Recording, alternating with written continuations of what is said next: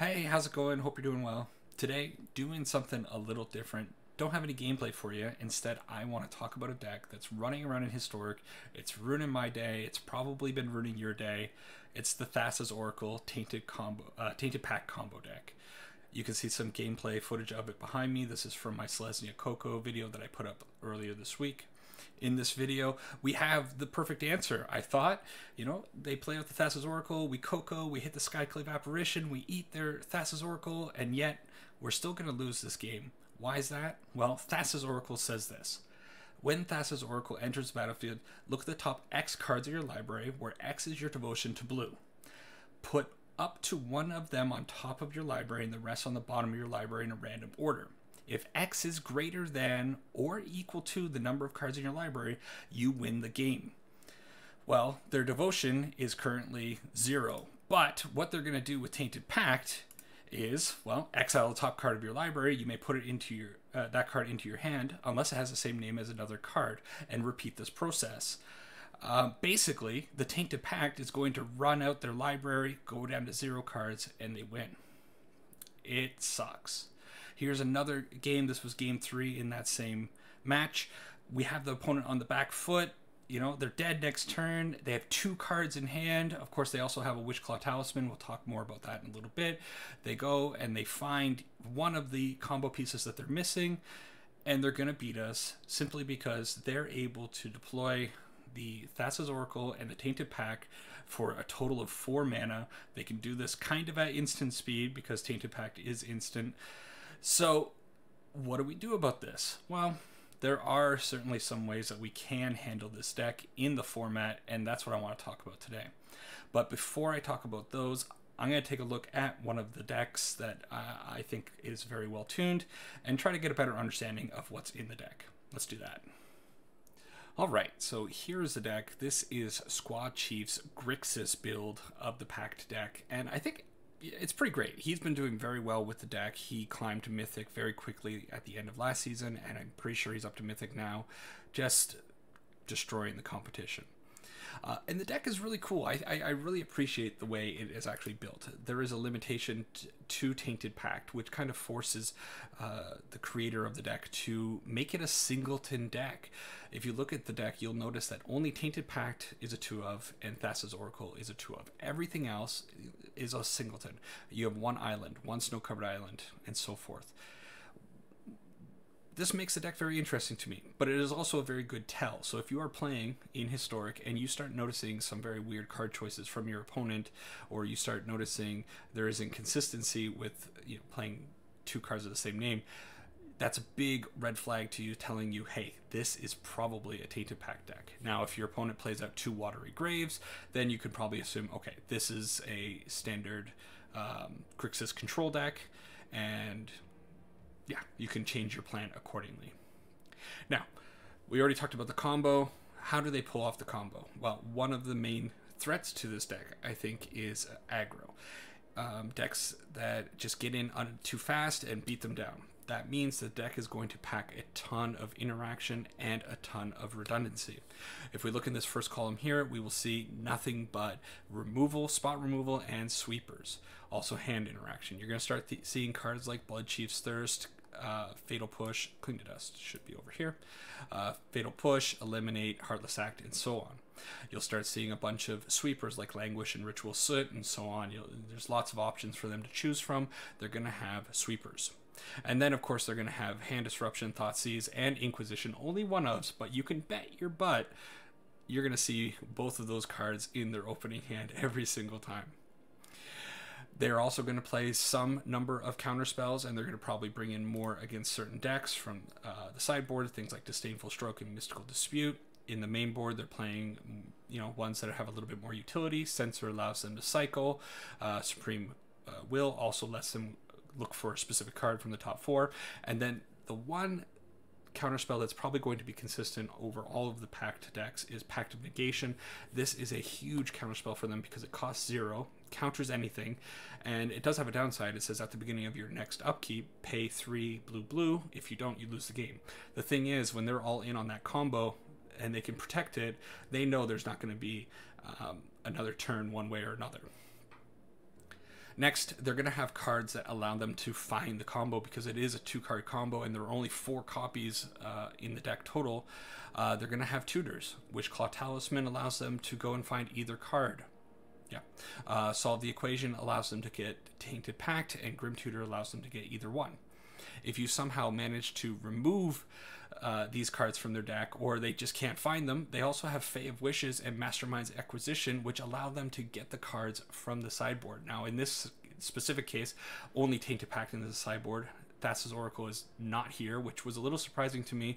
I'm sure there's a reason for it, but they can still use their sideboard to find the combo. It's ridiculous.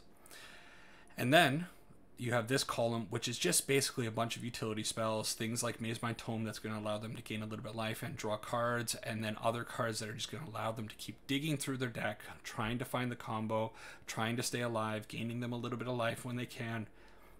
That's the core of the deck.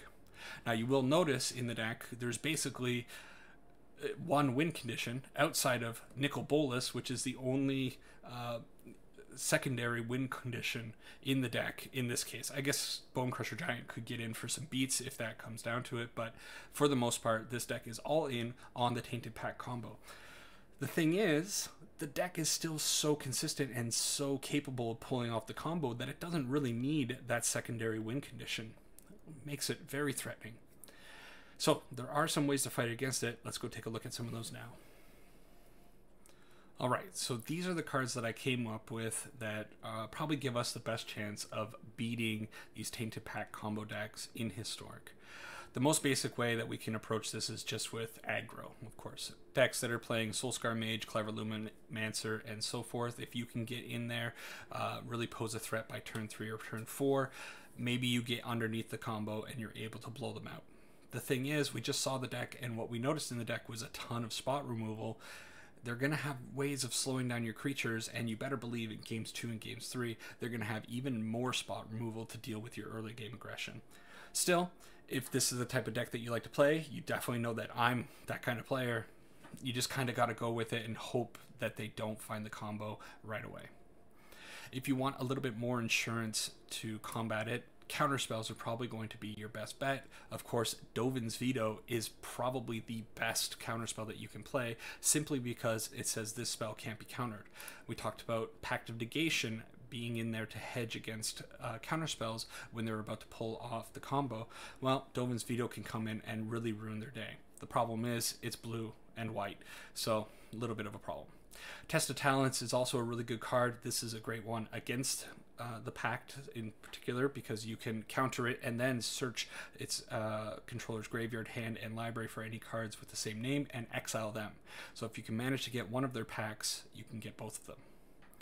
And then you got other cards that are really good if you're playing a more mono blue deck, like Mono Blue Spirits. I'm going to show that deck at the end of the video because I think it's a really good deck to fight against this one. You can have these cards main deck and hopefully put enough aggression on the board while still keeping up answers to really throw them off balance.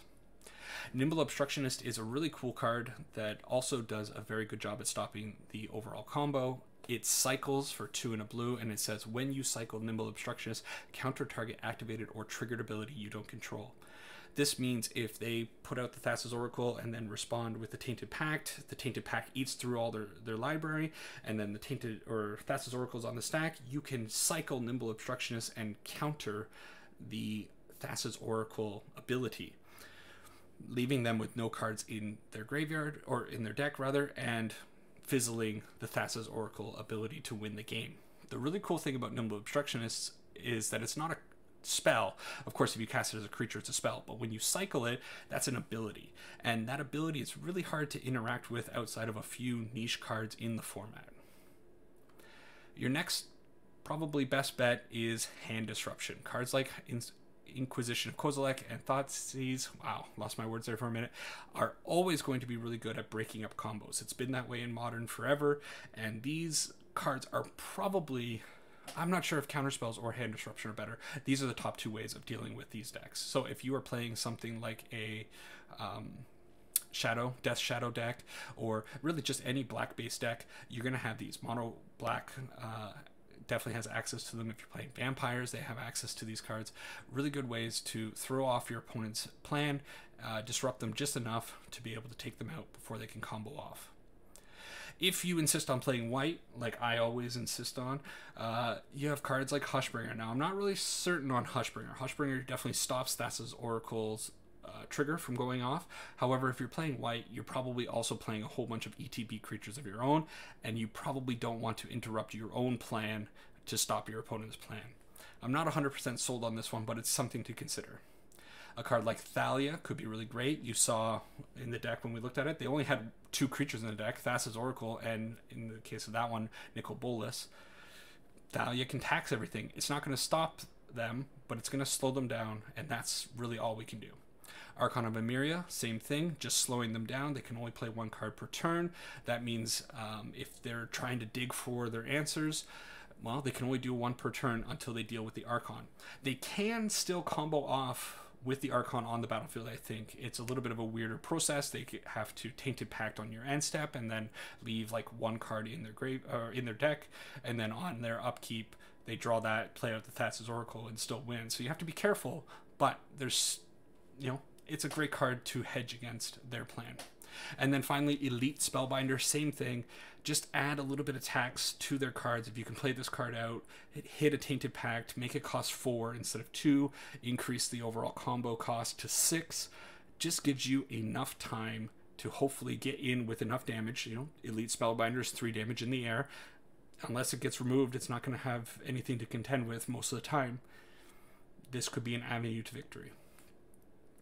And the last strategy that I kind of thought of, which I'm not really certain about, but you could do things like Lost Legacy, Necromantia, and Unmoored Ego. Unmoored Ego and the other cards say very similar things. Choose a card name, search target opponent's graveyard, hand, and library for up to 4 cards with that name and exile them. You could name Thassa's Oracle, you could name Tainted Pact, remove those cards from their deck, and hopefully slow them down enough that you can win. Or maybe just remove the combo entirely. However, remember, they are playing cards like Mastermind's Acquisition, which allows them to get other cards from their sideboard, so you can't hit all their cards with these ones. These cards, I think, are probably a little weak, mostly because they are sorcery speed and 3 CMC spells that aren't really good against the rest of the field in Historic. So if you're playing these cards, I think it will mean that the format is full of Tainted Pact and nobody will want to play the format at all anyways. So I'm not sure that these ones are the best options, but something that I wanted to mention. Overall, you're probably going to want to look for hand disruption or counter magic. That's the best we can do. If I've missed any suggestions, please let me know down below. I'm sure there are other ways to beat these decks that I haven't considered. I'd really like to put that information out into the community just so we can start battling against these horrendous decks that are just going to ruin our time. I know I'm hating on combo decks, but hey, I'm an aggro player. What can I say? Let's take a look at the mono blue spirits deck, because I think it is pretty neat, and then that'll be it for this. So let's jump over to that deck. Alright, so to end the video, I did just want to mention this deck because I think this deck is kind of crafted in a way to hate on the Tainted Pact Combo deck. It is a deck by Shield Maiden. She streams over on Twitch very regularly, doing very, very well. Excellent player. And you can see that this deck is definitely designed in a way to deal with Tainted Pact. You have cards like Memory Lapse, Lofty Denial, and Spell Pierce main board. You have a lot of early game aggression. You have cards like Faceless Haven, which is an excellent card against their deck because they have a ton of sweepers. They're going to take out your creatures. Your creatures are always going to die in the matchup against Tainted Pact. But if you have a Faceless Haven out on the field, it can attack. And the cool thing about Faceless Haven is it has vigilance. So if you can manage to keep up one other island and the Faceless Haven, you get 4 damage in. You can keep up a Lofty Denial or a Memory Lapse as well. In the sideboard, you have your Negate, your Test of Talent, Mystical Dispute, tons and tons of things. Essence Capture, even for Thassa's Oracle. So many cards that can probably come in and try to stop their game plan. I'm going to put a link to this deck down below in the description, of course. So, Tainted Pact, I don't enjoy playing against it, mostly because it's just so disappointing when it happens. But I mean, it's a deck. We have to accept that those decks are going to exist in the format. Hopefully, this video will have given you some ideas to battle against that deck when you come up against it.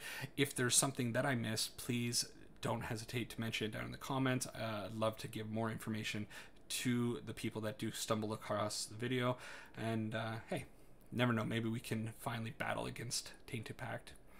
Also, let me know what you think about this style of video. No gameplay, just talking about a thing going on in Historic, giving you some ideas, and discussing some decks. Something you'd want to watch? Let me know. If you made it this far, thanks very much. Take care. Have a good one.